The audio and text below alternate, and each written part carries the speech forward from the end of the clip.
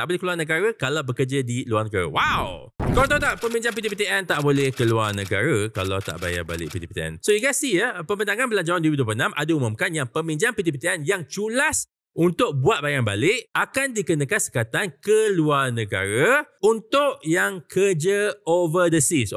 Basically, don't target yang kerja Singapore lah. So, korang yang kerja overseas ni memang patut bimbang ya, sebab kerajaan dah bagi pun hint yang diorang nak ambil serius isu kutipan balik bayaran PTPTN. So, sekarang PTPTN pun tengah kemas kini, tengah updatekan melalui sistem pemantauan dia. Dia nak tahu kalau korang ada tundakan, nama korang terus disekat daripada keluar negara untuk yang kerja overseas. Langkah ni bukannya nak menyusahkan korang yang cari rezeki. Okey, bagus lah cari rezeki. Overseas kan kaya kan, hebat, power. Tapi, diorang nak pastikan yang dana PTPTN ni kekal stabil supaya pelajar lain pun masih boleh buat pinjaman pada masa akan datang. So, kalau korang ada tunggakan, cepat-cepatlah buat semakan dan urus balik bayaran supaya tak adalah korang kena blacklist. Pagi-pagi tu nak keluar, aku tak boleh keluar rupanya nak pergi Singapura, nak buat kerja. So, pulanglah balik. And finally, nak cakap yang PTPTN pun memang dah banyak bagi kemudahan. Boleh buat penstrukturan semula dan juga potongan gaji. So, tak ada alasan untuk korang tak bayar. Apakah message yang you nak bagi tahu kepada abang-abang